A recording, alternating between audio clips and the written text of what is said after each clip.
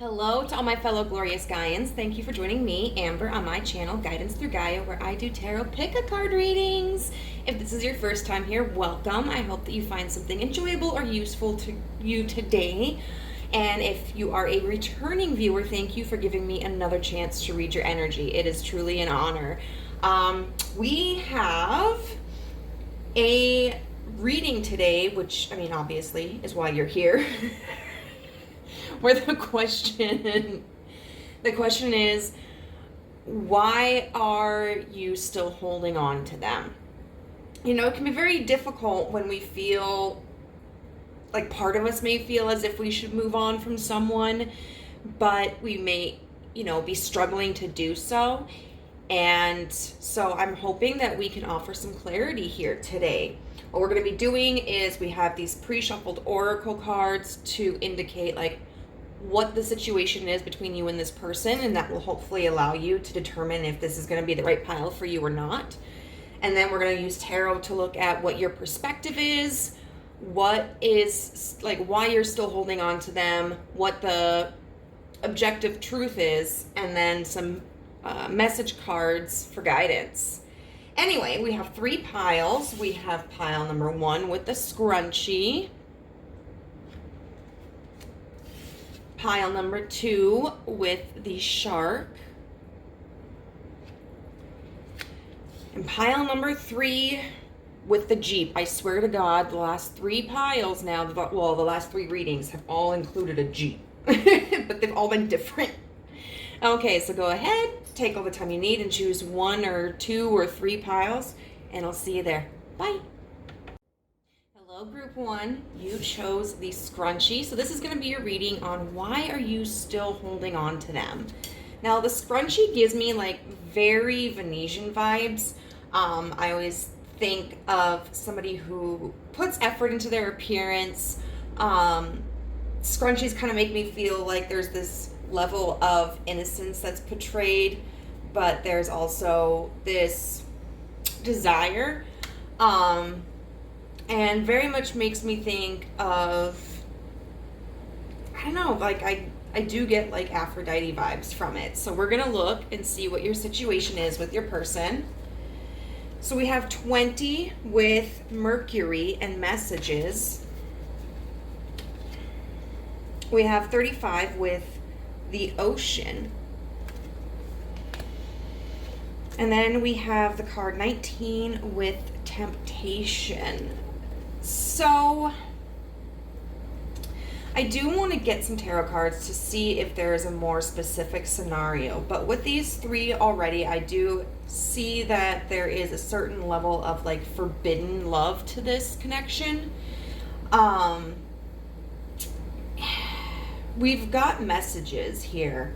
So I would say that the 2 of you are very likely in contact with each other. And we've got these, let's see, we've got these 2 snakes that look like they're intertwining, but it looks like they are very aggressive towards each other. So maybe it could be that the 2 of you are in contact and you shouldn't be, or one of you is in contact with someone else, like a third party that's not approved and could be causing tension. Mercury is the deliverer of messages, and he at times has gone down to the underworld and helped bring the souls up to the surface. He also can be a little bit of a trickster. So Mercury energy can sometimes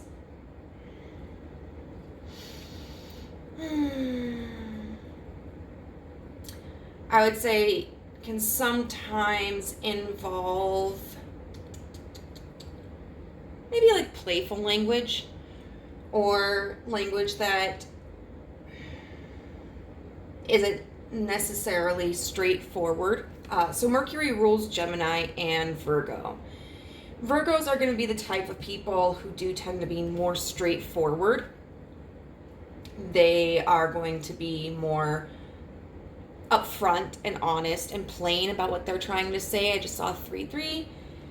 Whereas with Gemini, there's that level of duality there between them. So they can kind of play devil's advocate, or sometimes they may communicate in more of a way that's like suggestive of something or alludes to something, but like you have to read between the lines. We've got the ocean here, and the ocean is very deeply tied to emotions and our psychic abilities. So it's interesting. One thing that this card talks about in the book is it recommends reading The Tempest by William Shakespeare. And then we have temptation here. But the ocean, sometimes, it encompasses all of our deepest fears and desires and beliefs. And it's what we don't necessarily always show to people. So, for instance,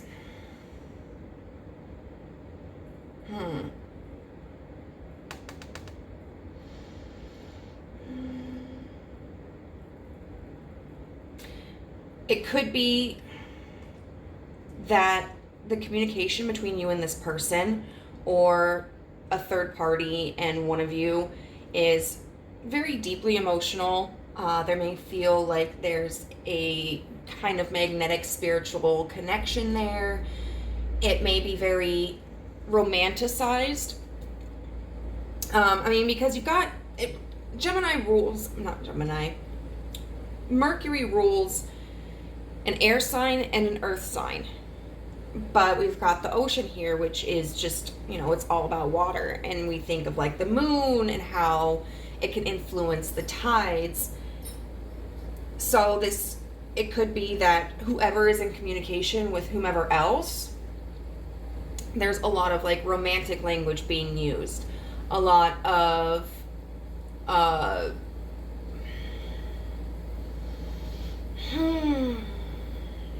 would you describe it?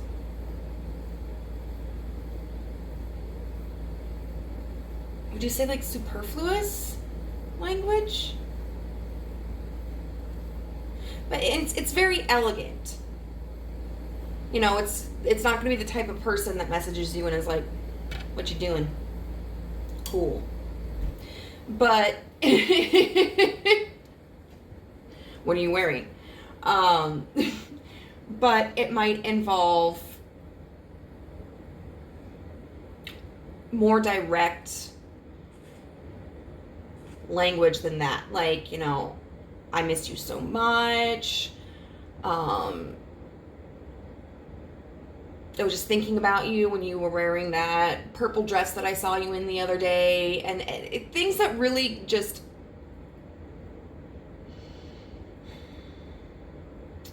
I guess,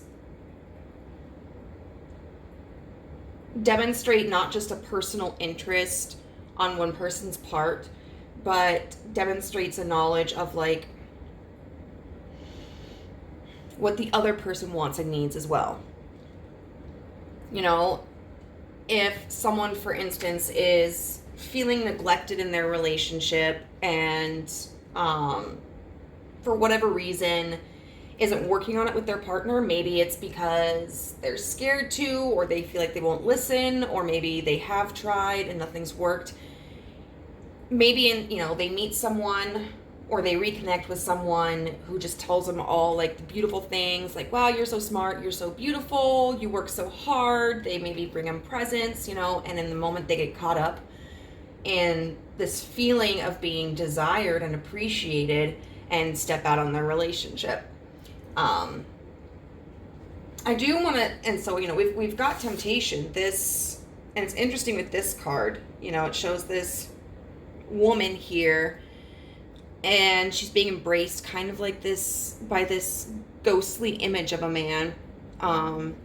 There's candles there, and then there's a dragon. And we can look at dragons as symbols of like good luck, but dragons are also hoarders. They like to hoard their treasures.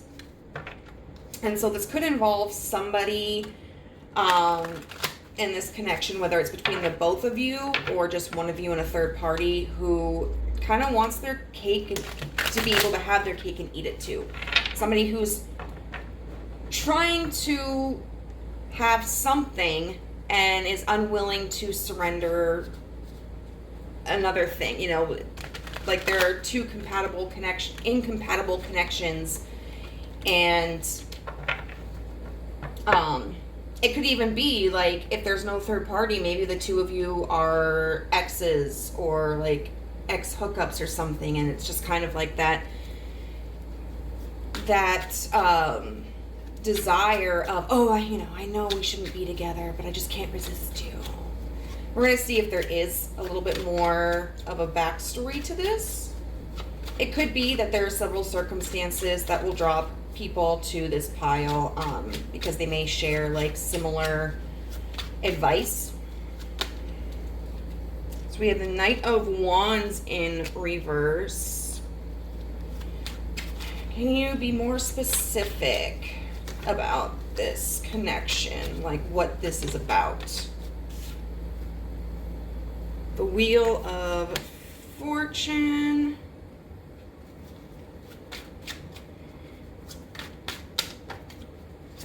What is this? And then the Seven of Wands.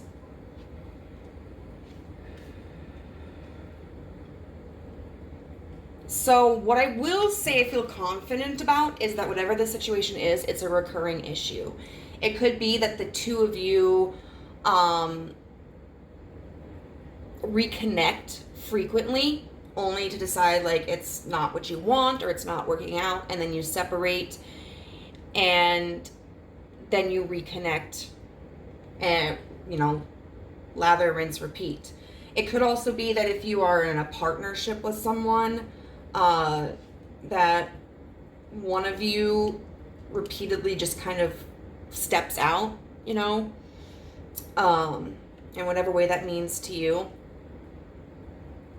And it seems like there's this strong resistance to continuing this cycle. We've got the Seven of Wands with the Wheel of Fortune, but this seems like one of those connections where it's just really hard to break from, which, I get.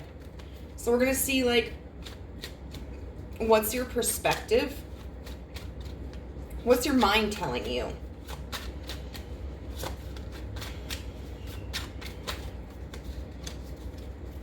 Okay, so we've got the Five of Wands in reverse, Justice in reverse, and the Nine of Swords upright. So what this tells me is that you are just kind of in this energy of giving up. You don't want to fight it anymore because you just, there's this idea in your head that the situation is never going to be authentic. It's never going to be healthy. Whether that's, the two of you could never be together in a healthy relationship, or that, if, for instance, you are connecting with this person and maybe they are in a committed relationship that isn't open, or still has, like, even if you're in an open relationship, there are oftentimes still, certain agreements that people will make within that. And, maybe this person isn't honoring that. And there's a part of you in your head that, like, this isn't right. It's, that person is never going to choose me. And it seems like it's really eating you up with this Nine of Swords. I want to see what the Nine of Swords is about. Like, what are you worried about?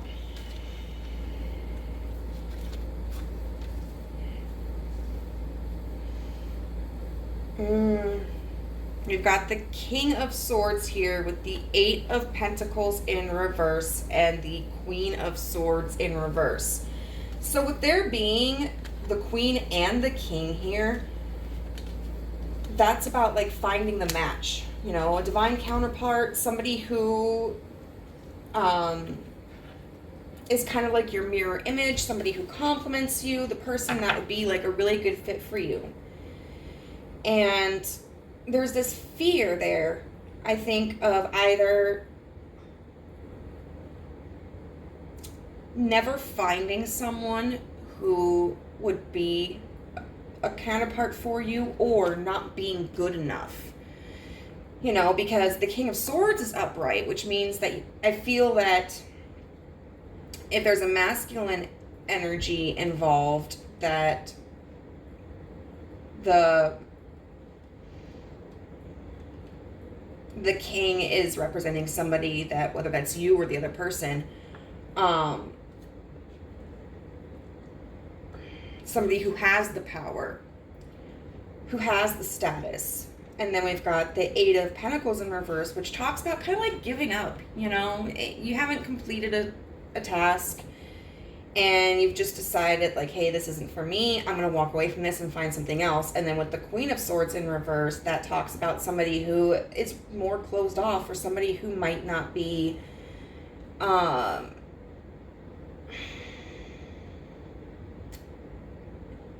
ready to embody like the energy of a true monarch, of a true king. And so it's like this imbalanced energy. So to recap, and there's a cycle that keeps repeating here, and there's resistance to it, but it's incredibly hard to walk away from. And there's this feeling of wanting to resign and understanding that things are not going to go in your favor in this connection. But there's this fear of not finding your counterpart. So what is the reason that you stay? Why are you still holding on to them? We've got the Sun in reverse.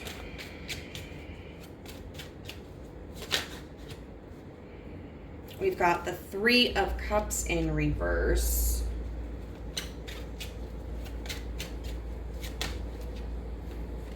And we've got the Ace of Cups.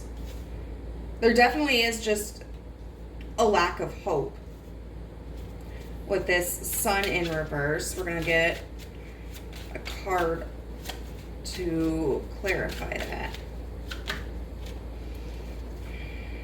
The Fool in reverse.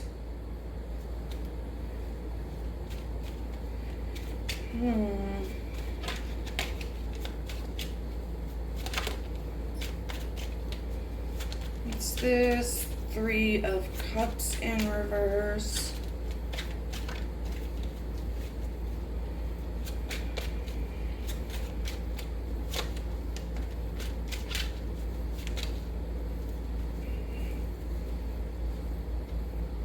We've got the Empress in reverse, the King of Wands upright, the Ace. Okay, that's way too many. What's this? Three of Cups in reverse.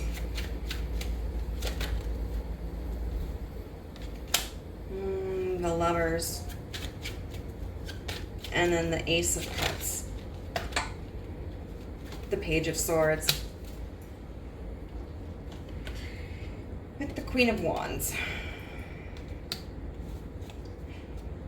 I kind of feel like the reason why you may be holding on is this. For one, you may feel like if you walk away from this connection that you're missing the only opportunity that you have for happiness. And I will let you know, this is something that I've been working through. And I have realized, like, you know, because there's this guy that I like, and I haven't seen him for a while, and I haven't really heard from him for a while, but we talked about reconnecting once things in his life calmed down a bit. And there was this insecurity in me where it's like, you know, I really want a life partner, but what if I wait for him and then I miss out on an opportunity with somebody and then he never comes? Or what if the reverse happens? What if I try to investigate the potential with somebody else and then he comes around and I miss out on an opportunity with him, and maybe the other person just sucks or it doesn't work out with them. And I realized that's me having an either or mentality. Like, it's either going to be him or someone else. I mean, yeah, but it's like I'm treating this someone else as one other person, you know? When in reality, there are 7 billion people in the world, and if you cut out the people that aren't compatible with you, that you'll never reasonably have an opportunity to meet, that are just, you know, too old, too young, or in connections that wouldn't, I don't know, wouldn't be inclusive of you, there are still innumerable amounts of people, you know? You don't just have 2 options. It's like, okay, so if both of those options happen for me, then, you know, so what? I'll meet someone else down the road. So I do feel that there's this hesitancy on your part to walk away from this because it's kind of familiar to you, and it's like, at least this is something. I also do feel that you're kind of stuck in this energy of like, things are just meant to happen between us. Like, there's this destiny between us. And that at some point with this, you know, Ace of Cups and this Page of Swords, that there's just going to be, you're holding out for an offering from this person. And I think, you know, that just kind of probably does stem from any, like, you know, from insecurity, because if you realized how valuable you are, and if you held yourself to a higher standard for a partner, I think you wouldn't entertain this. You know, you wouldn't settle for what's going on here. So let's see what the objective truth about this connection is.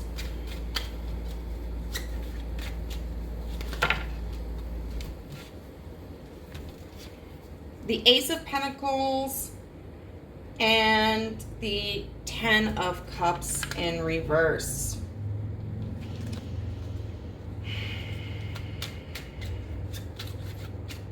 I feel like that means you're only, and Death in reverse. You will only receive the bare minimum. The Ace of Pentacles, it's an investment that is never going to grow. And you have the 10 of Cups in reverse here.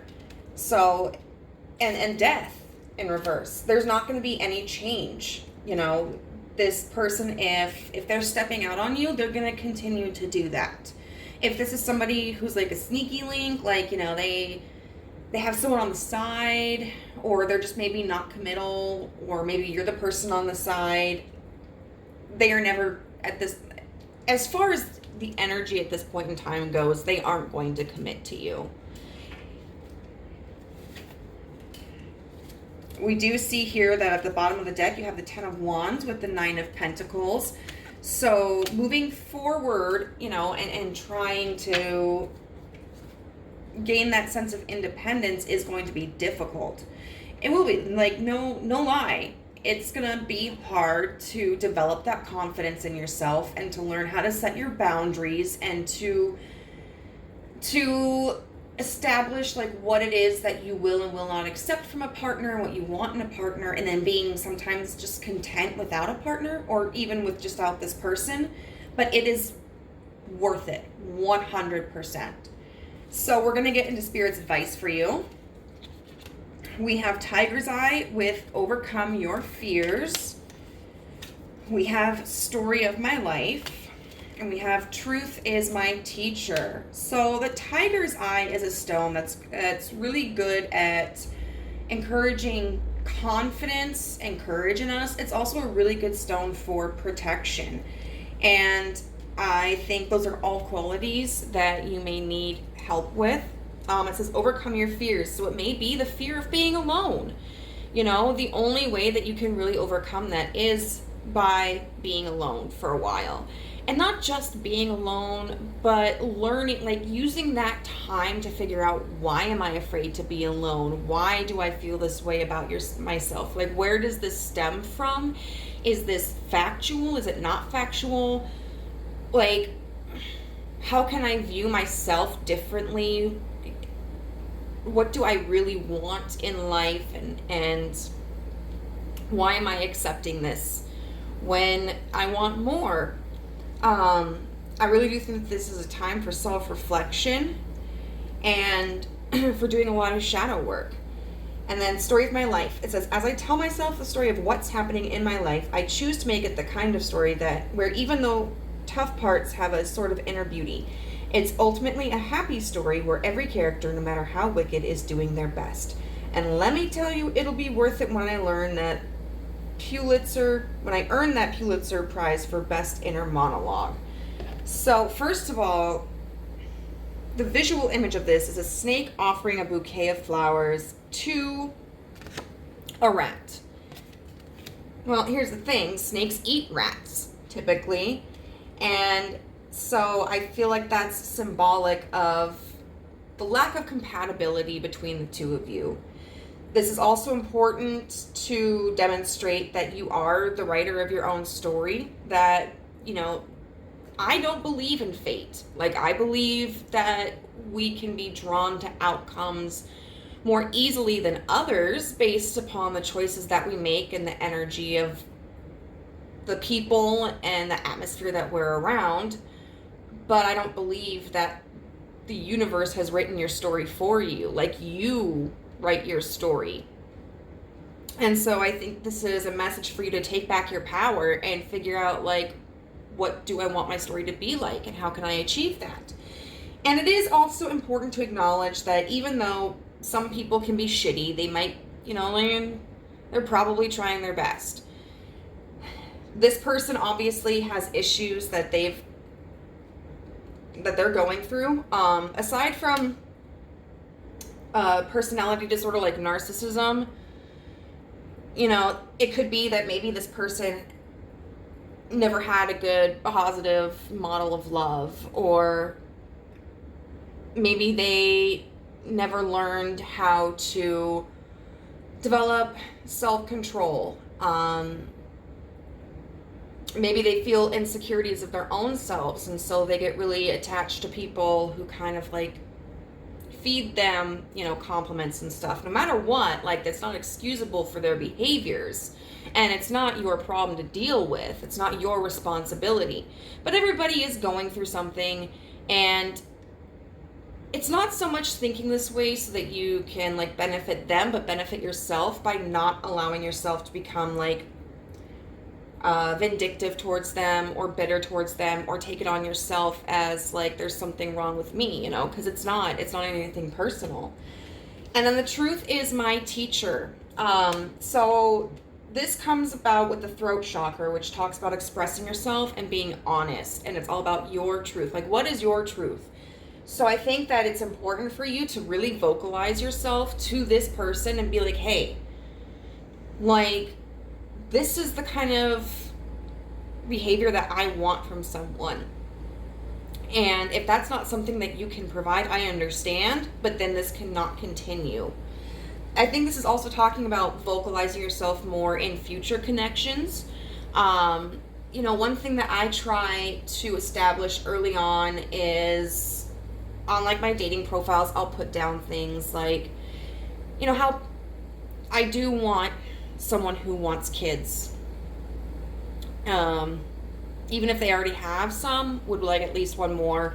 Someone who's open-minded. I usually talk about, being witchy or something like that, because I want to make sure that whoever I bring into my life is going to be on the same page as me. And if someone is doing something that's making me uncomfortable, I tell them. I think this is also allowing yourself to kind of look back at the history of your life, of relationships, how you've treated yourself, even this connection, and take notes about what happened, your experiences. I saw 2727, because the best indicator of what's going to happen in the future is what has happened in the past. So, specifically with this person, their behaviors in the past are likely to indicate that they're going to continue in the future. But Also, without the inner work, if you were to just jump into another connection, you might repeat this same process. You know, it's going to take you being more intentional in your relationships to break out of that, out of that prison, you know, out of that cycle. So group number 3, I hope that this reading was useful for you. If it resonated, please let me know how in the comment section down below. If you liked the video, give me a thumbs up. And if you haven't already, please subscribe and hit the notification bell so you can know whenever I upload a new video. No pressure. Also, if you would like a personal reading with me, you can find my contact information in the description box down below. Bye. Hello, pile number 2. You chose the shark. So this is going to be a reading on why are you still holding on to them. Some of y'all are going to hate me because seeing this depiction of a shark makes me think of the song. Baby shark do do do do do do, baby shark do do. And honest to God, I learned that at like a church camp before the series was ever out. So, and I've never seen it. But sharks are often misunderstood creatures. Most sharks are not aggressive, and it's very rare to be bitten by a shark. But a lot of people are terrified of them. This could also represent childhood or having children. Let's see what the situation is between you and your person. So we have 30 with the Pallas Athena and Think. We have card number 23 with the Destroyer. And card number 22 with Have Faith. So honest to God, when I first brought out these cards, excuse me, I pulled out the Pallas Athena card first, and then I pulled out the Destroyer card, and I busted up laughing. There was this woman at Walmart today. I went and I did some shopping, and I don't know, she'd been like super talkative with the couple ahead of her, and then I felt awkward not being really social, so I had seen that underneath her work vest was a shirt that had some words on it. So I was like, hey, what does your shirt say? And I can't remember exactly what the shirt said, but it was something along the lines of today I'm scheduled to overthink today, or something like that. It's something to do with overthinking. I just saw 222. And that's what kind of this makes me feel like, is that there's a lot of mental energy going on here. The Pallas Athena card. So Athena was the goddess of wisdom. She was born out of Zeus's skull. You know, she gave him a pounding headache because he ate her mom. Potentially as a way to hide her from Hera. So she like broke his skull open and came out and was like, yo, I'm here. Like, she's just a straight up badass. And so the Pallas Athena is all about, like, you know, what are your thoughts and how can you express them? And it can be very methodical as well. So this is a situation where you may feel that there's a necessity to have a plan, that there's a necessity to anticipate what's going to happen next. And there may be confusion about that. This could be a connection where things haven't been defined yet. Or maybe something has happened that's unusual, and so it's kind of left you in this state of confusion. But it appears that with this Pallas Athena card, you know, you see the helmet there. It's like the feeling of the anticipating of future events, or planning the next move, or trying to design like what your responses are going to be to different scenarios. That could be like a protective measure for you. As long as you're prepared, then you can't get hurt, or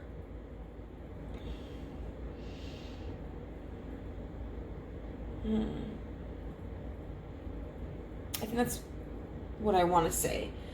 But the Destroyer card here does indicate that, first of all, like we mentioned, you may be overthinking. And it could be that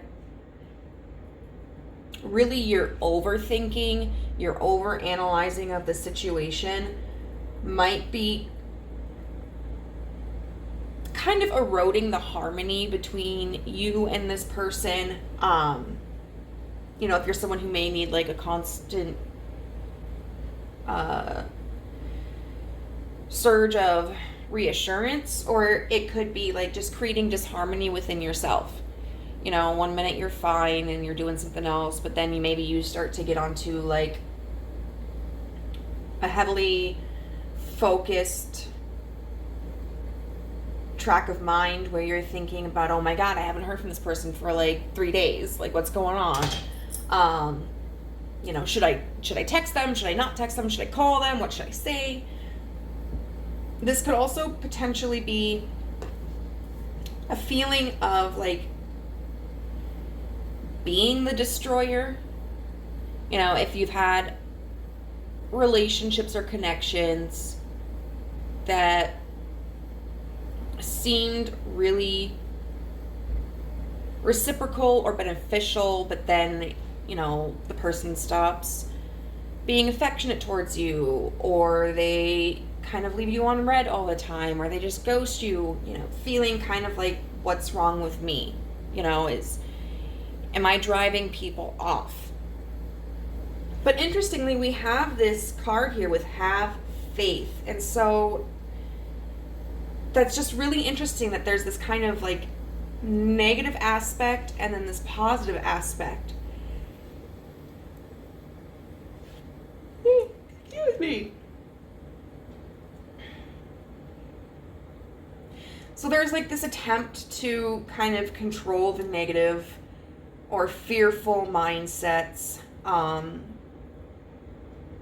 just have faith that this connection is going to have the result that you want or hope for, or maybe just, have faith that like, okay, something will happen, down the road with someone, I just have to trust that like I'm not going to die alone, like that someone out there will love me for who I am and will be reciprocal of my efforts. So let's get into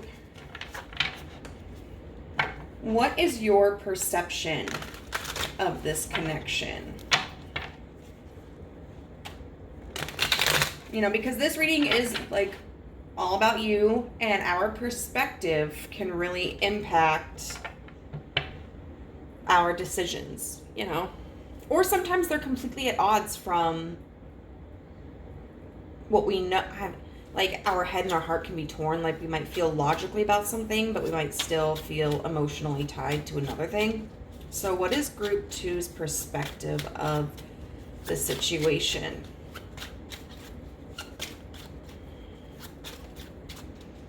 What is group 2's perspective of the situation?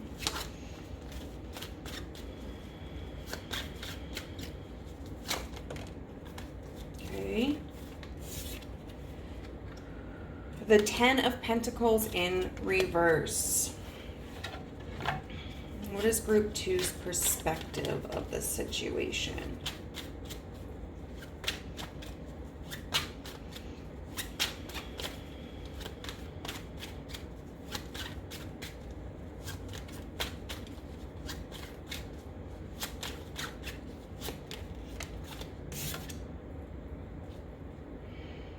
The Five of Pentacles in reverse.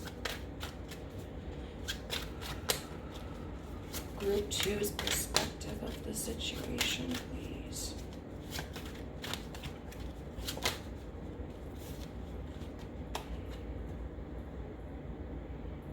The Knight of Cups. This is a little bit conflicting for me, but we'll get some more cards. With the Ten of Pentacles in reverse, to me that indicates this feeling of, like, this perspective of, well, there's not enough foundation. Like, maybe we don't have enough in common, or maybe we just haven't known each other very long. Or we just entered into, like, for instance, if you guys were in the same friend group, but now you're hanging out independently or something, you know, with each other, and you don't need all the other friends to be there with you. It could be just like, this is a new scenario.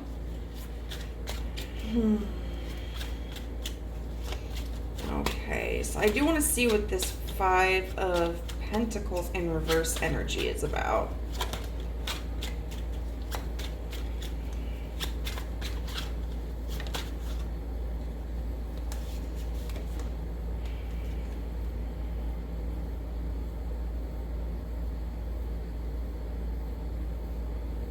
The Queen of Pentacles. And this Knight of Cups.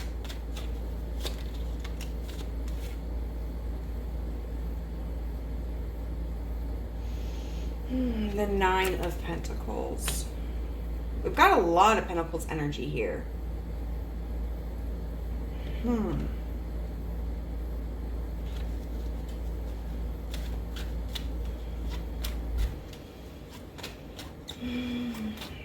How are the Five of Pentacles in reverse and the Queen of Pentacles connected? Like, what's the connecting energy between those two? The Seven of Pentacles in reverse.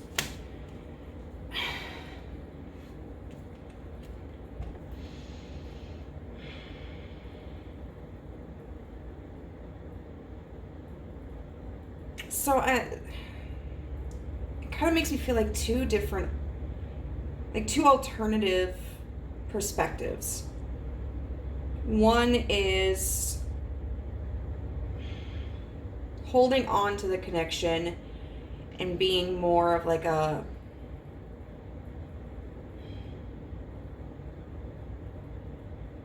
initiator of contact. Like, if this is someone that you haven't heard from for a while, maybe being the person to reach out. And just, you know, like, hey, how are you doing? I hope everything's going well for you. Because the Five of Pentacles in reverse talks about, like, coming out from a period of feeling isolated. And then we've got the Seven of Pentacles in reverse, which can be a card of, like, impatience. You know, I don't want to wait for this. I want to go, go, go, go, go. I want it, what I want now. And then the Queen of Pentacles is somebody who is very nurturing and she's giving. So she's going to be the person who's investing in someone else. So this could be the perspective of, like, hey,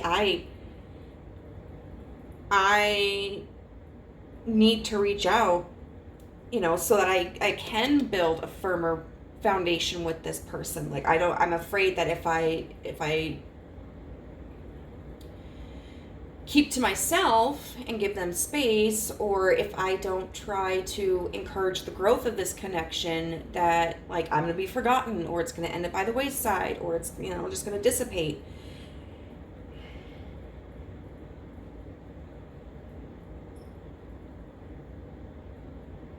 I could also see this kind of being about, like, trying to move on,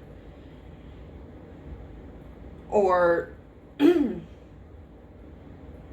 holding back at the very least. Like, if, you know, you were to maintain a connection with this person, the opposite of what I just said, you know, pulling back, not offering anything, and just really working on yourself, on your finances, on your career, on your wealth, on your sense of stability.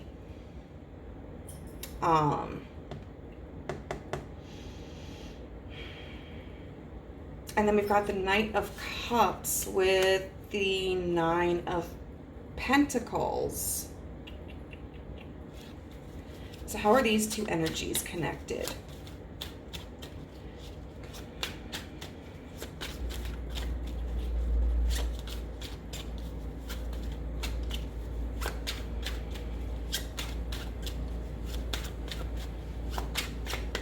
How are these two energies connected? The Nine of Cups and the Queen. I mean, the Nine of Pentacles.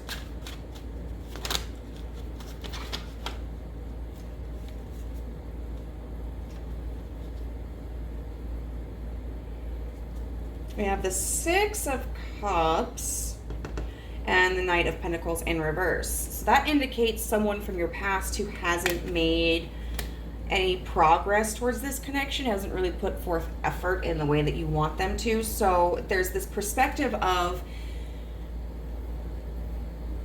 they will, you know, approach me when I can harness my sense of independence.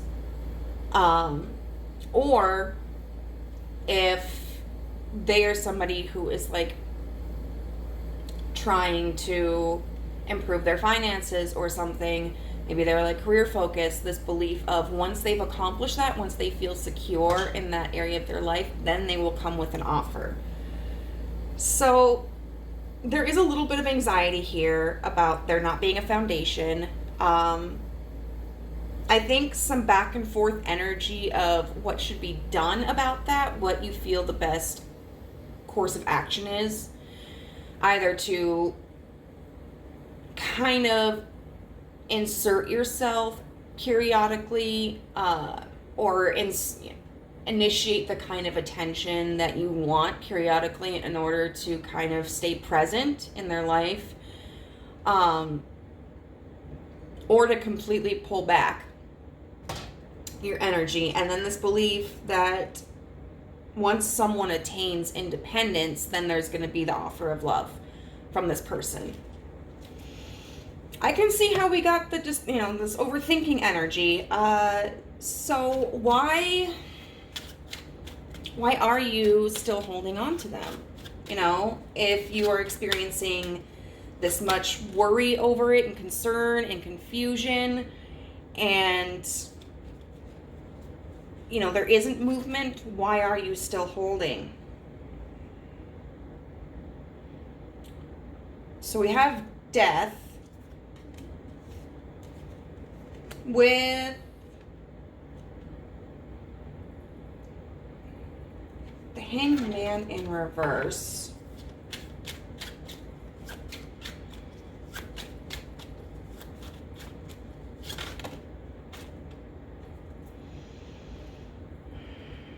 The Page of Wands in reverse.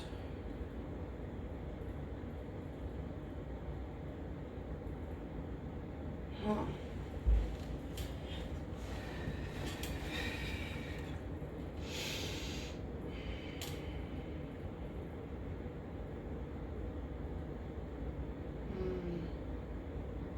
Okay, so what's this death energy?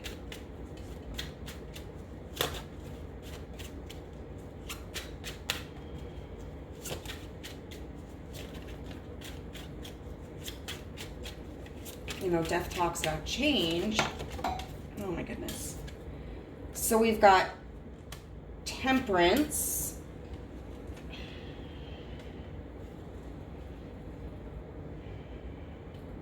The King of Swords in reverse with the Hermit.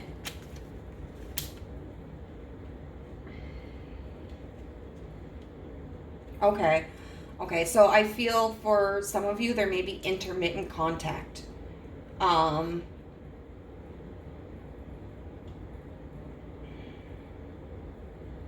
So this is like someone that you're in separation with.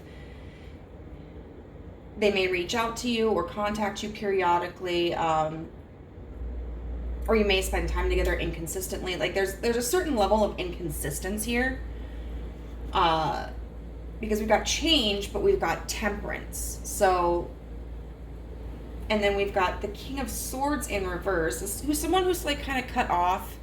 They don't express themselves easily. They may be closed off to communication with the Hermit, you know, and that's someone who's isolated themselves. So we've got what's with this? Hanged Man in reverse.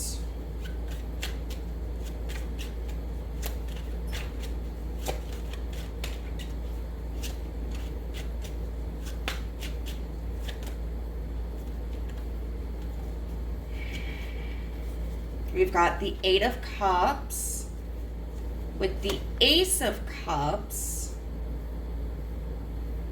and the High Priestess in reverse.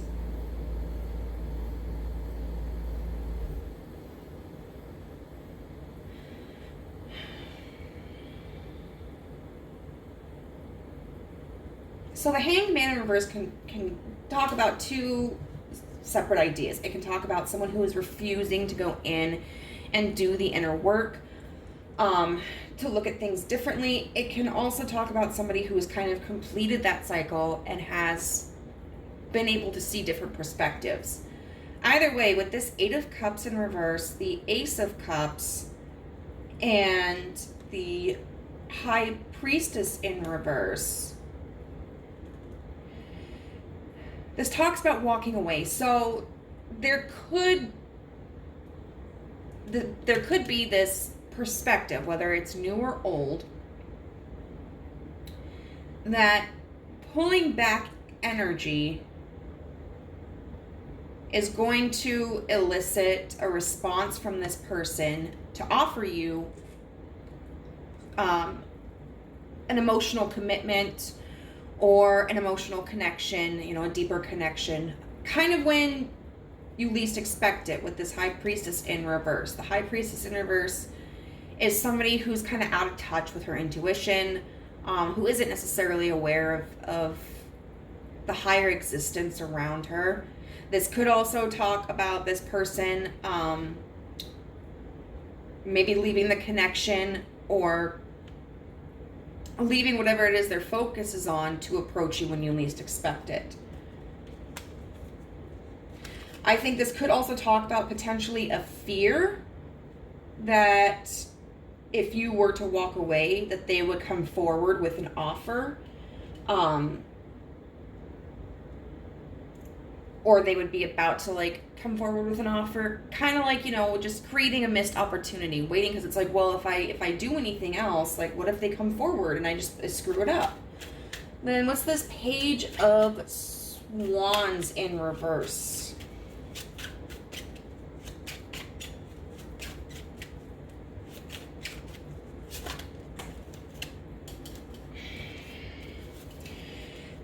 We've got the Nine of Wands, we've got the King of Wands, and then we've got the Seven of Swords in reverse. So there's this perspective of the reason why there's no creation, like no movement in this connection, no life being brought into this connection. It seems like there's so many different interpretations. Oh my gosh, you guys, I understand. Like, I get the overthinking, and I just think that your brain is just full of different scenarios all the time. But I think one interpretation is that, you know, things aren't happening because this person is struggling a lot. You know, they're working very hard, or they're going through something difficult in their life. And if this is something that maybe this person has told you, has been like, hey, I got this going on, you know, this feeling as if this is the truth, you know, like I truly do believe them. It could also be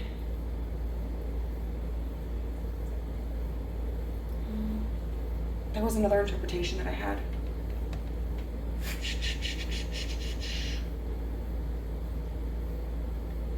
Oh, also this belief of like, you know, if I hang on, but I don't try to initiate anything, eventually this person will come forward and they will be honest with me, you know, about how they feel. Because, like, the Seven of Swords upright can be very deceptive energy. And deception doesn't always mean, like, something bad. You know, it's just sometimes we kind of withhold things from people because we're not ready to share it. But in reverse, it can talk about this person getting to a point where they're ready to share. So what is the objective truth of this outcome, of this connection? What's the objective truth of this connection?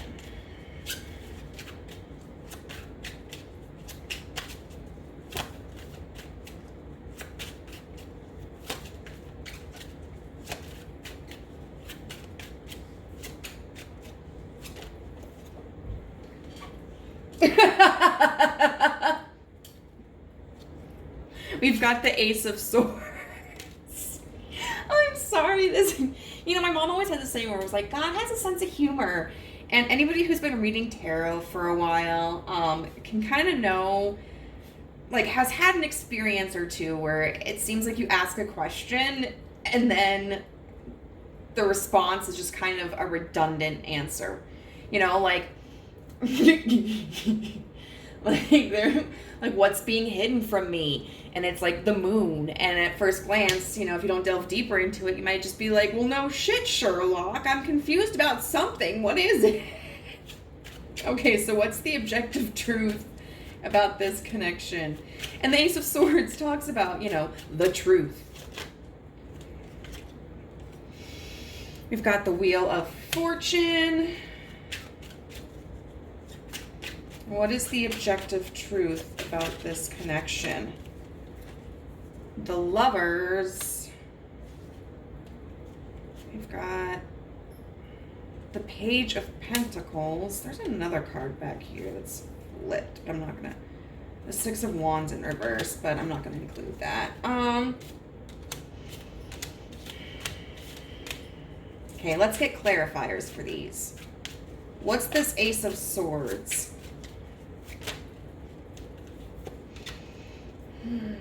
The Nine of Swords in reverse. The truth about this connection is that if you've got any crazy fears or anxieties, the universe is like, girl or boy or person, it's not that bad. It's not that serious. So your worst fears are totally inaccurate. Any conspiracy you have about, oh my God, what if they're lying? Or, oh my God, what if I'm being an idiot? Or, you know, no, you're not, okay?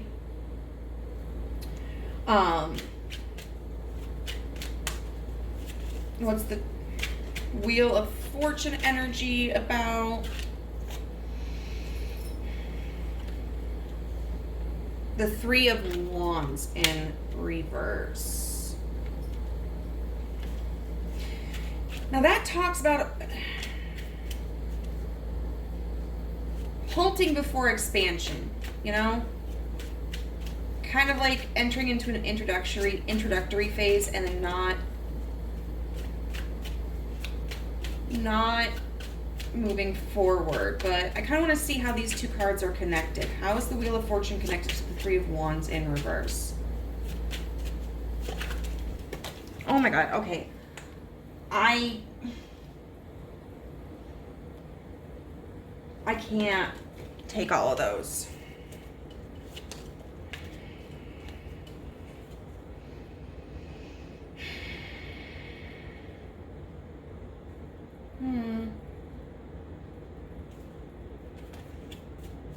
Okay, no. What's the connecting energy between these cards?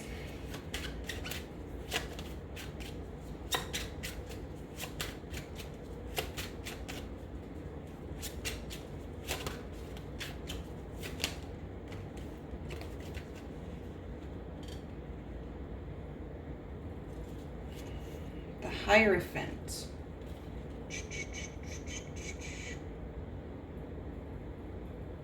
Okay, yeah.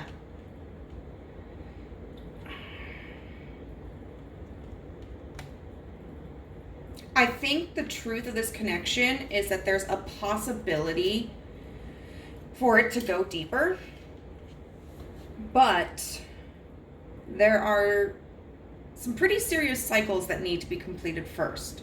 This might talk about like worldly issues, for instance, someone just needs to get through the next couple of months at work where it's like really hectic, and then they'll have more time. Or maybe it's, someone needs to go finish their last semester of college, and then they can focus on this connection. Or this could also really relate to cycles of like inner healing, because the Hierophant, not only is the Hierophant like an establishment, but it talks about like tradition, and it's a card of knowledge, so it might involve cycles of really breaking down insecurities, figuring out what you want for yourself, coming up with solutions. What's this Lover's energy? Okay. The Magician in reverse.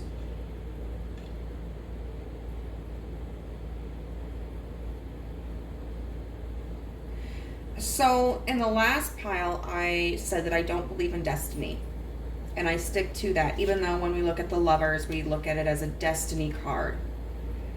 I do think that there's an energetic bond between the two of you.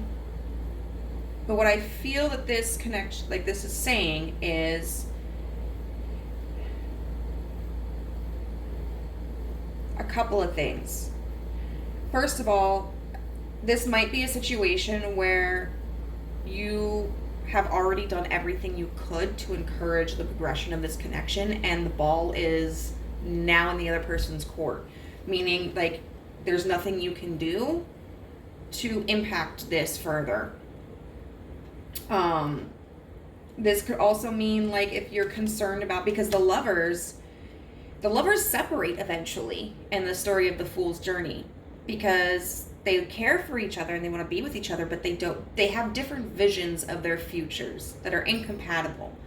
And so they move in different directions. The one stays, and then the Fool continues on towards his journey of enlightenment.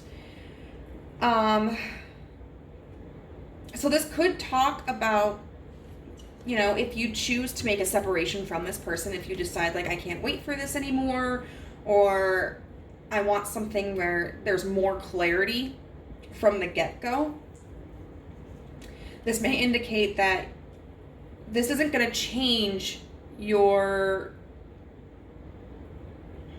possibility of you finding love. Or like if you have to go to school, for instance, and you're worried about this person, not loving you when you come back or something, this could indicate like that's not going to change. Their feelings for you aren't going to disappear just because you're gone for a semester. And then what's this Page of Pentacles in reverse?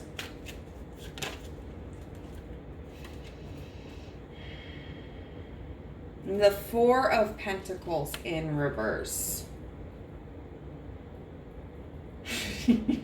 So I do feel that there is a certain level of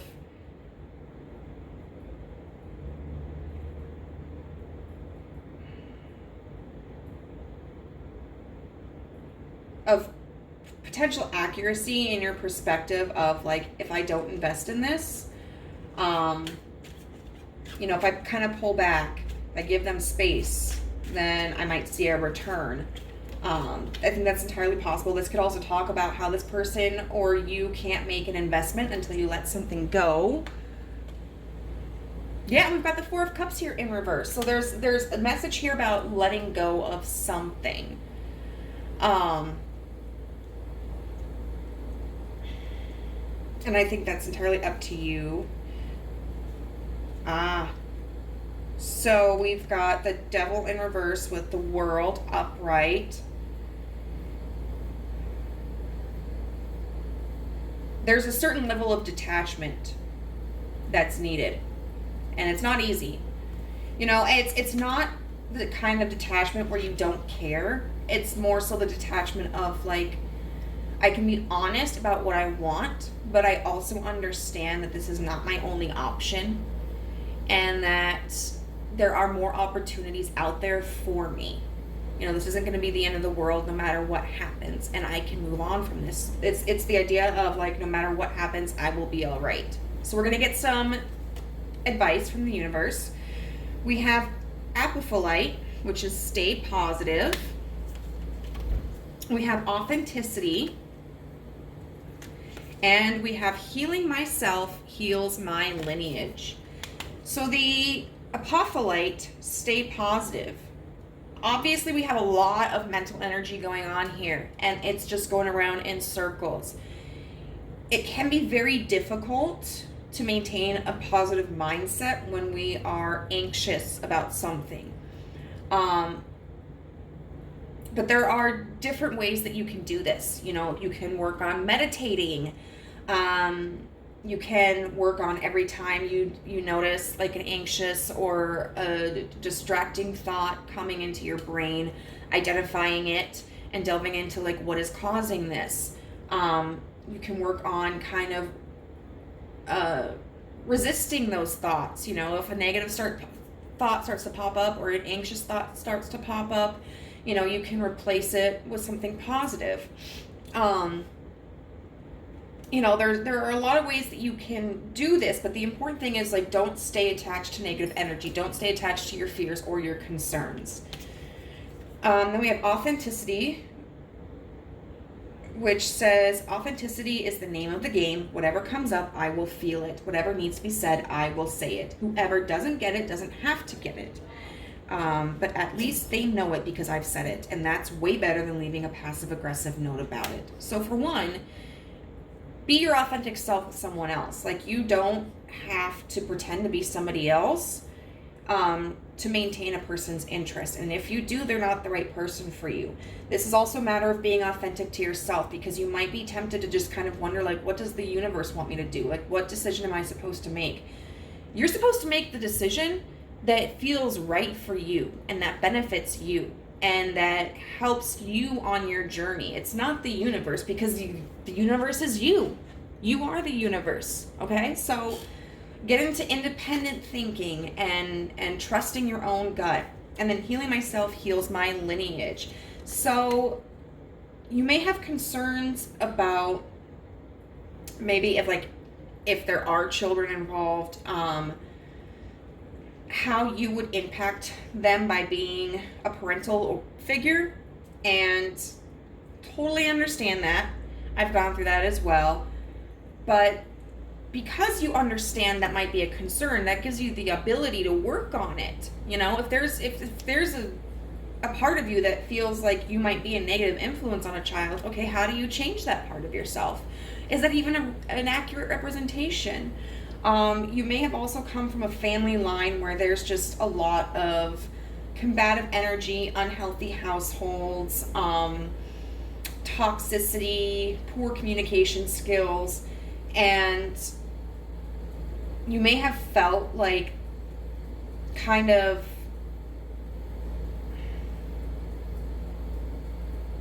at the mercy of this upbringing, but the reality is you can heal yourself. It takes time. You know, a tree doesn't grow in a day. But you can heal yourself. And, you know, you are not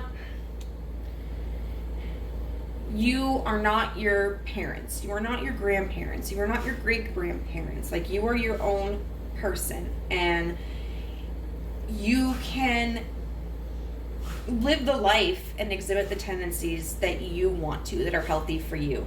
So group number 2, I hope that this was useful for you. If it resonated, please let me know how in the comment section down below. If you liked this video, give it a thumbs up. And if you haven't subscribed already, please do so and hit the notification bell so you know whenever I upload a new video. Also, if you'd like a personal reading from yours truly, go ahead and find my information in the description box down below. Bye. Hey, group 3, you chose the Jeep and this is going to be your reading on why you are still holding on to them. So there's been a huge time gap between reading 1 and 2. We'll see how this goes. I'm hoping to fit this somewhere in the middle. But yeah, this Jeep. So this looks like traveling away from something. But like a vacation, you know, or this idea of moving on to something better. We've got this, what is it?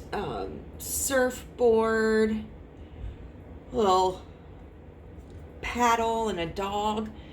And so it may have felt like someone was moving on to something better, whether that was with another person or a situation. It may or may not have involved you two being together at the time. Maybe it wasn't as wonderful as it had seemed like it was going to be, but we're going to get into your cards right now to see what the situation is. We have number 4 with Cancer, immerse. It's in reverse though. We have number 49 with the fault line. And then 28 with love. So group 1 was also a little ambiguous, and I pulled cards for them to see like if there was a specific scenario. But this seems it could go, like this could involve a lot of different situations or circumstances. You know, we're going to move it down there. There we go. So with Cancer is a water sign, and it's often thought of as like the mothering sign. But also it represents somebody who may be very heavily protective over themselves. And Cancer is ruled by the moon, which talks about like it represents intuition and psychic capabilities, but it also represents illusions. And so I feel that the situation is someone may have been hiding something, and that could be with this love card over here. That could be another relationship. We have this guy that's in this photograph, this painting, and he's looking at this woman, you know, like admiring her as if she were untouchable. So there may have been some infidelity here. This could also talk about maybe just not allowing themselves to be vulnerable.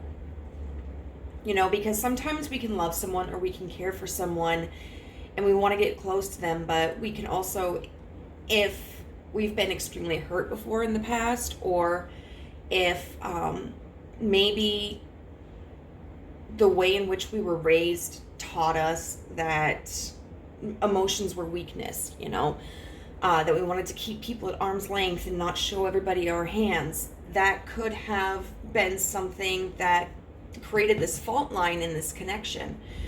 The interesting thing that this book mentions about the fault line is that fault lines occur, like cracks in a fault line occur over time. You know, you've got like the tectonic plates that are moving. And so this connection has likely had strain on it for quite some time, or one of the people in the connection has a strain on them for quite some time, and it's just gotten to a point where it has caused a fissure. It has caused a crack in the foundation. It is really interesting that we have this love card here too. This could also represent, this love card, if it's not representing infidelity, could just represent still harboring love for somebody, or kind of having this picture of what a perfect lover would look like. You know, sometimes when we stay attached to a person, we kind of compare others against them. So it's like, well, you know, Timmy's nice, but he's not like Jacob, you know. Jacob brought me roses all the time, and, Jacob always rubbed my feet, and I mean, so there may be somebody who is, we are talking about a situation in which you're holding on to someone, but there may be kind of like this inability to let go of the person and it affecting it so much that there's a dissatisfaction with other potential partners. I do want to see if there's anything specific here that we can get. Because those two situations can be very different. You know, if you've got someone who's unfaithful, being manipulative, lying, versus somebody who just has a really difficult time opening up. All right, so any specifics you can provide to us about Group 3's situation?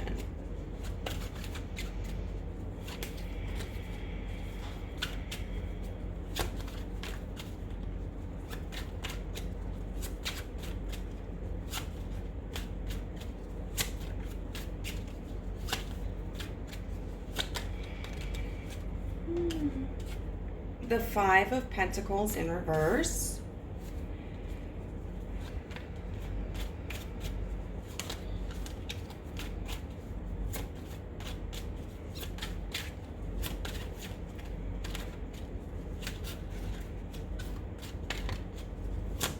Any specifics about Group 3 situation? The Nine of Cups.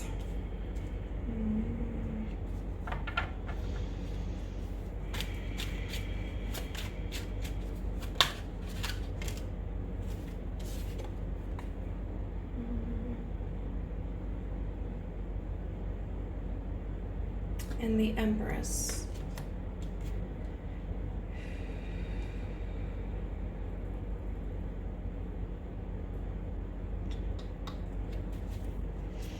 How are the Five of Pentacles in reverse connected to the Nine of Cups upright?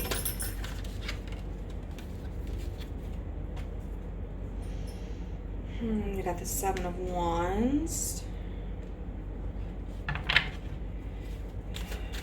And how is the Nine of Cups connected to the Empress?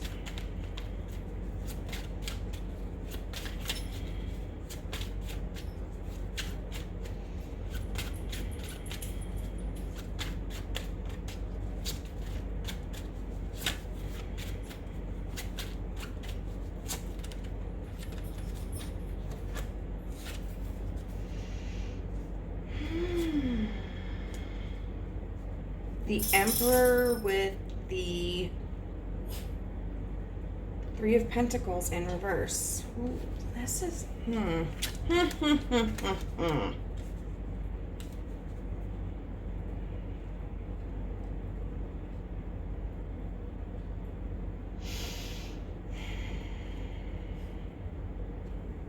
may have just made this more complicated for myself.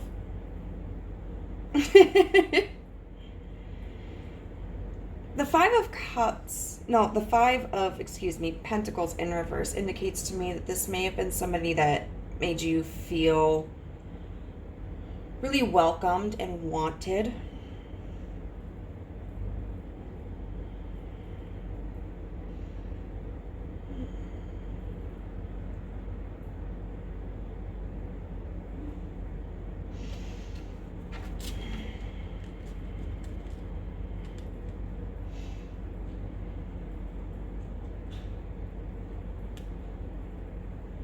But may have been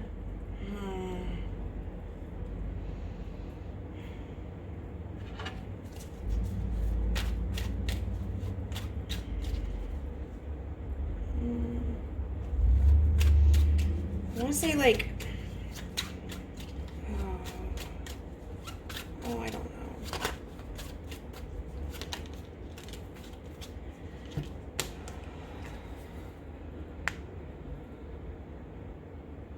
High Priestess upright.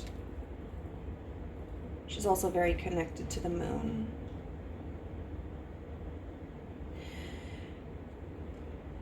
So this may have been somebody who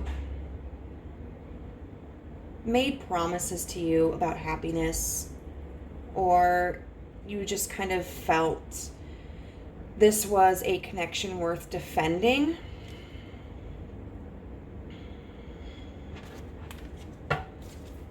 What's this Three of Pentacles in reverse?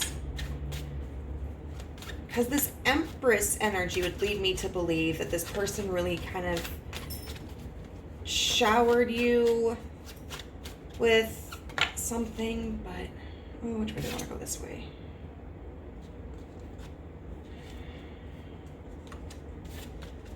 Oh. The Emperor with the Three of Pentacles in reverse. So the Emperor with the Three of Pentacles in reverse is somebody who's not going to cooperate with others. They consider themselves maybe team lead or loners. And it was connecting the Nine of Cups to the Empress.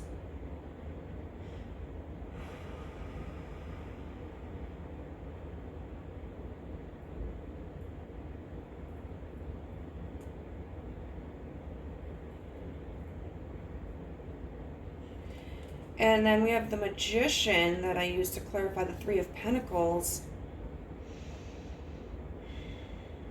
which indicates to me that this person really didn't, someone didn't take the other into consideration when it came to like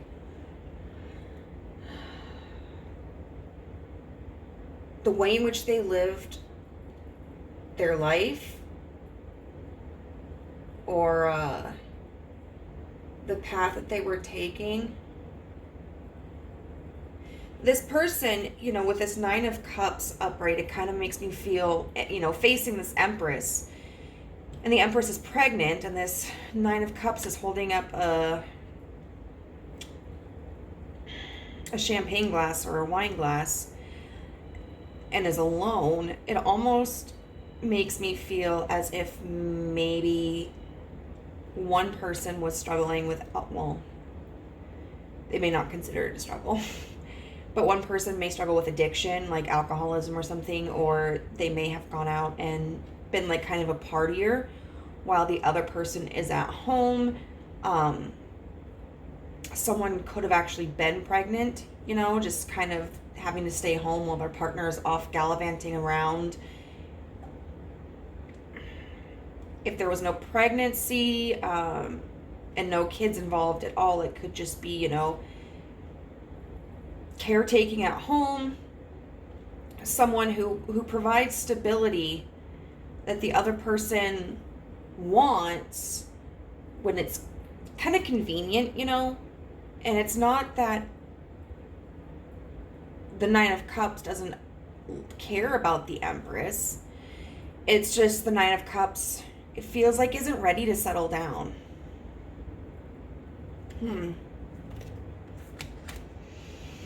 Okay, so what is your perspective?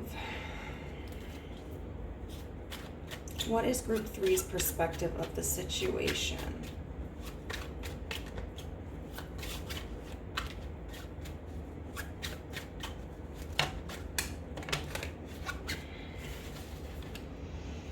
You've got the Page of Pentacles in reverse, the Eight of Pentacles upright,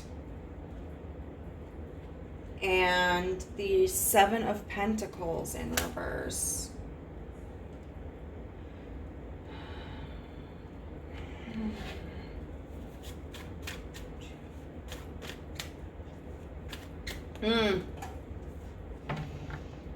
It feels like you have this perspective that someone wants to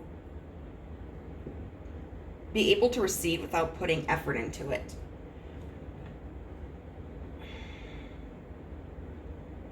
The Page of Pentacles is in reverse, so she's not offering anything. She's not making an investment.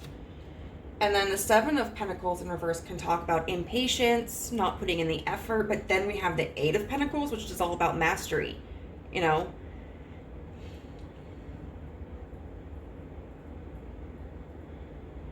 So this feels like a situation where there's just someone who's really immature, and They may or may not be young. I mean, your brain doesn't develop until you're 25. It's not finished developing until then. But even people who are much older can be immature. I saw 15. People who struggle with emotional intelligence to understand like how they make others feel and the needs of other people. People who may feel too antsy to, hey, please calm down.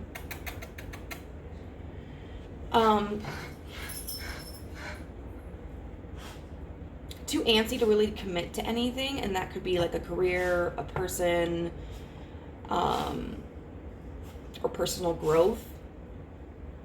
Could be somebody who has like really grandiose ideas, but they don't apply practical steps. So it's like the person who, I don't know. Okay, so not that this person is as extreme or as like douchey as this guy, but the dude who made the fire festival with Ja Rule, and then Ja Rule dipped out, you know? Like, the dude who made the fire festival was all about getting rich quick. And I mean, he put in effort into it, but not enough effort to make it legit, because by the time people got there, everything that they had been promised was non-existent. You know, they were supposed to be in like huts or hotels or something, and instead they were in these little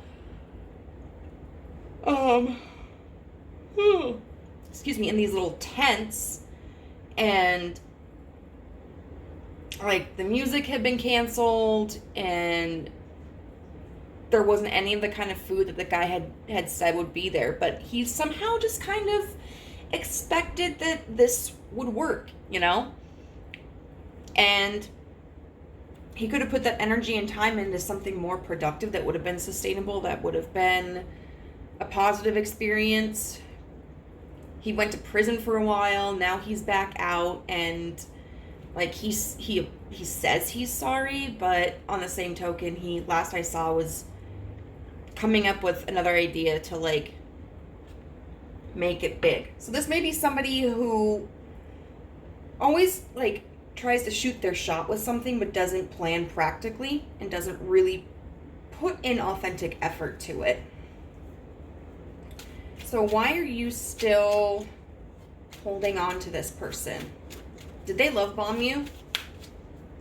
I could see that. The Page of Cups.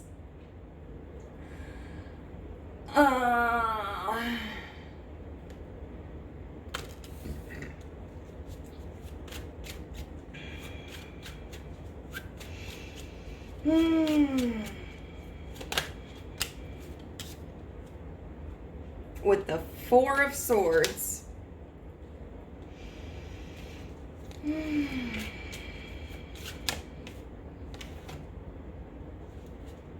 And the Eight of Cups.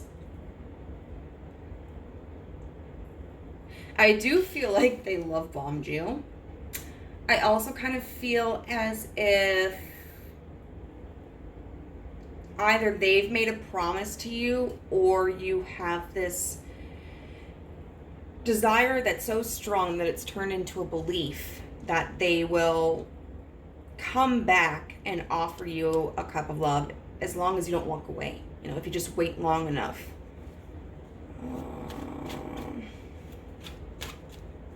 What is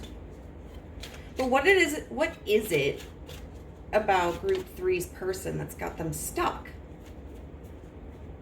The Fool in reverse. What is it about group 3's person that they're still attached to?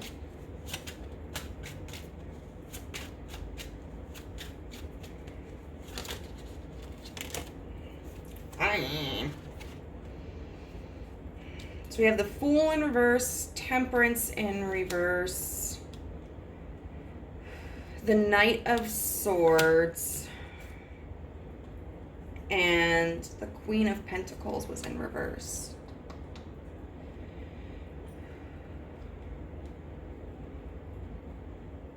So this, I feel like, is a connection that you're just familiar with. Maybe it's because you've been involved with this person for quite some time.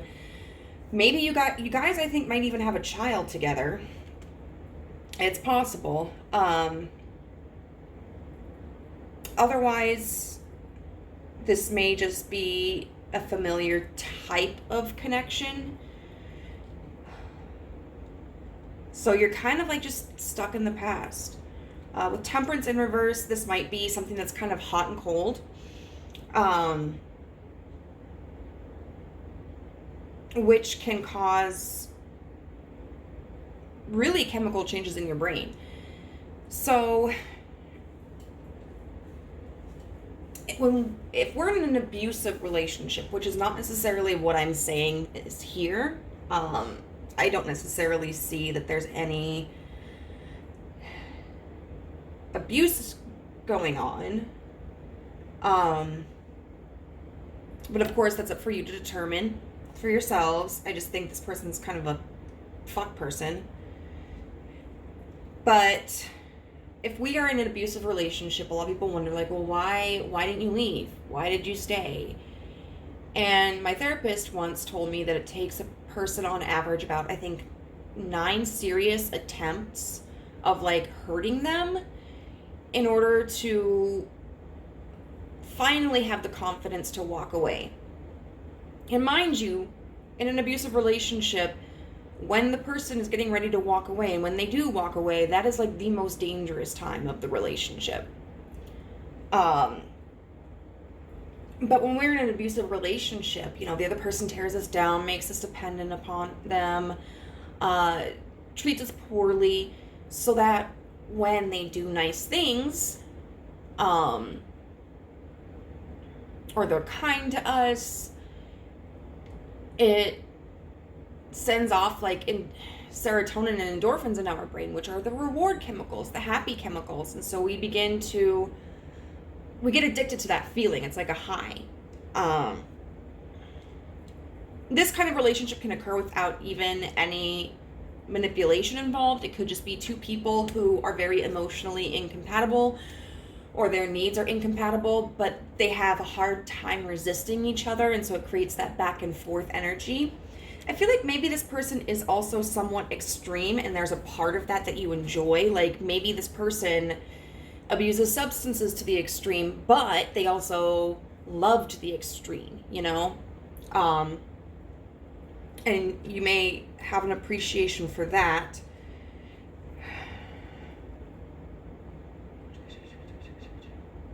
The Knight of Swords.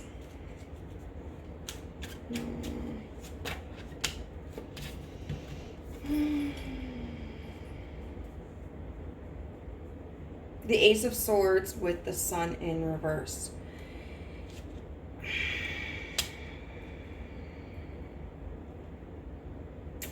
Okay, that really makes me not happy.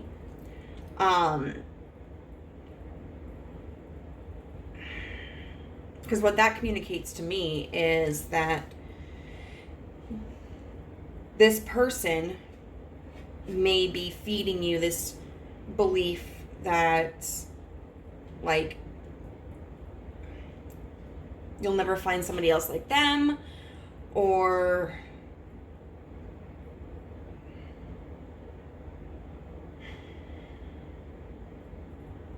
that you're not good enough for anything better, because we've got the Ace of Swords upright and the Sun in reverse.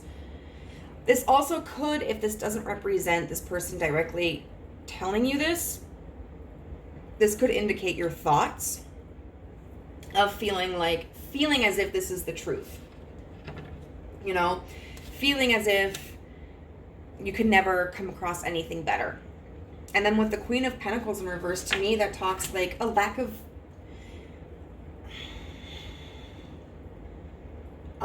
of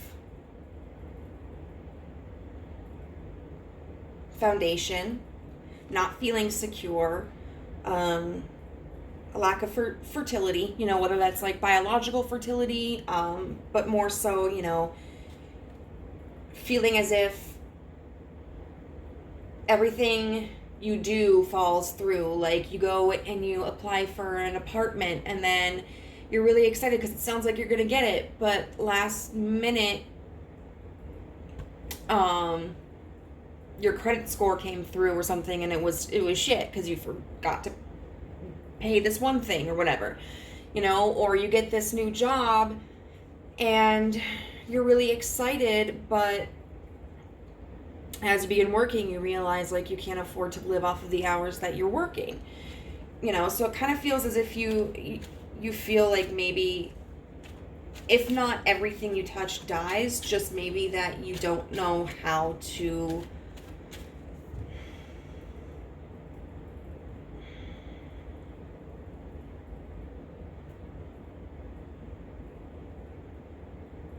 grow your resources. So, what's the objective truth of this connection? And I will say, the objective truth, if this person is abusive, is that I know you need to get away.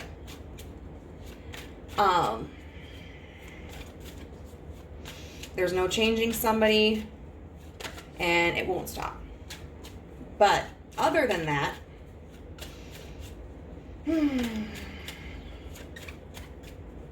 okay, what's the objective truth about this connection?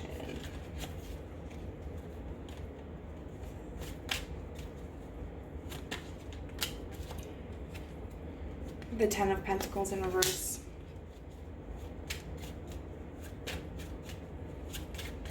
The objective truth about this connection. The Seven of Cups in reverse. The objective truth. The Four of Pentacles in reverse. I want to see what the Seven of Cups in reverse is about. You know who this makes me think of? It makes me think of the villain on Powerpuff Girls. I think it was Sedusa.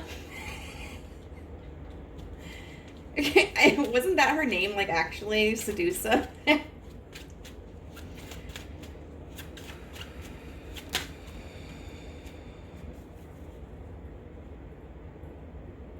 The King of Pentacles in reverse.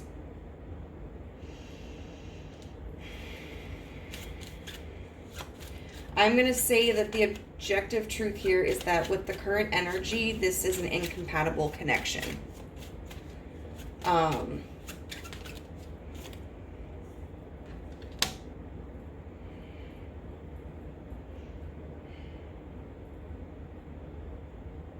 Yeah, with the Two of Swords underneath the Ten of Pentacles in reverse, to me that indicates just,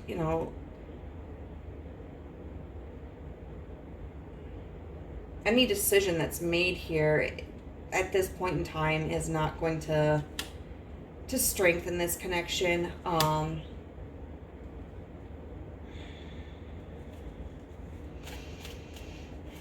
This person with the King of Pentacles in reverse and the Seven of Cups in reverse just really isn't ready to adopt stability. And with the Four of Pentacles in reverse, with the Queen of Wands, it's really imperative that you kind of release your hold on this connection and step into this Queen of Wands energy. She trusts herself. She's very creative. She goes out and she gets what she wants. She has confidence. She knows her worth. Yeah. And then we have the Five of Swords with Justice in reverse, which indicates to me that this situation is only ever going to be a battle to get, the fair outcome, and that's not going to happen. So let's look at advice that we have, which is let your inner fire warm you, not burn you. Confidence, and then azurite. So with let your inner fire warm you, not burn you, this card relates to the sacral chakra, which has to do with your creativity. I think it's the sacral. Oh, great. Now I'm questioning myself. Excuse me just a moment while I look at the book. Let your 50. Solar plexus chakra. Sorry. Okay.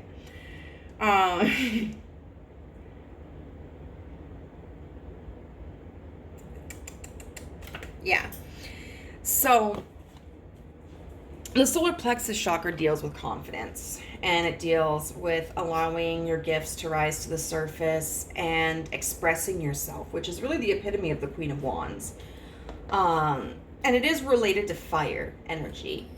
So maybe working with fire would be useful for you. I find that even though my chart is primarily earth and air, I feel best connected to like myself and magic and the universe when I work with candle magic. I think it's my Sagittarius moon. But fire magic might be of some use to you. And then confidence. Oh, anyway. So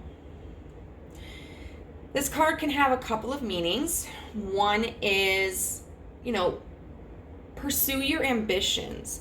Strive to be the best part of yourself that you can be and achieve the things that you want, but also don't burn yourself out on that. It can be really tempting when we're going through a struggle and trying to keep our mind off of it just to put ourselves 100% into something, but that doesn't give us room to think and to process and to accept what's going on.